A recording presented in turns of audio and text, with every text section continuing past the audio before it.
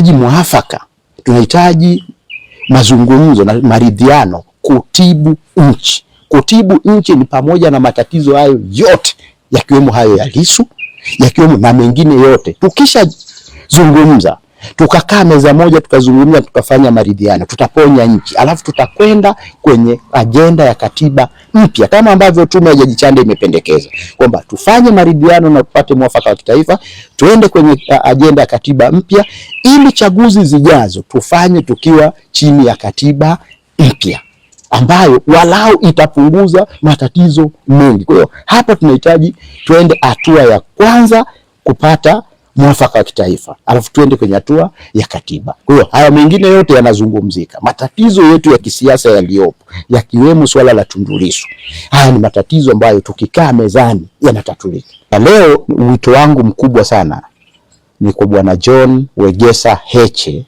ambaye ni makamu mwenyekiti wa chama cha Chadema Taifa kwa upande wa bara. Kwa sasa yeye ndiye kiongozi mkuu wa chama, wakati huu ambapo mwenyekiti Tundu Antipas Lissu yupo mahabusu akikabiliwa na kesi ya uhaini. Sasa kama kiongozi mkuu wa chama kwa sasa, tunatarajia yeye aongoze chama katika kuwafikia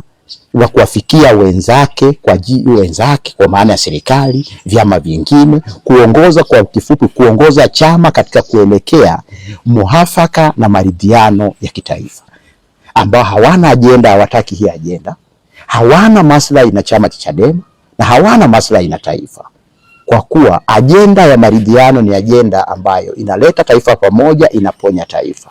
Na ndio tunataka John Heche kama mwenyekiti, makamu mwenyekiti ambaye ndio kiongozi kwa sasa, aipukane kwa nguvu zote, aweze kubaki kwenye ajenda ambayo chama kitazungumza na wenzake, chama kitazungumza na serikali, chama kitashiriki katika ukamilifu wake katika kuhakikisha kwamba mazungumzo yanafanyika, maridhiano yanafanyika. Kwani hawa ambao ni wafanyabiashara, hawa ambao ni makada wa Chama cha Mapinduzi, ambao wao kwao ajenda ya maridhiano na mwafaka wa kitaifa sio kipaumbele chao na hawataki, hawana nia njema hata siku moja na chama cha Chadema na taifa letu kwa ujumla.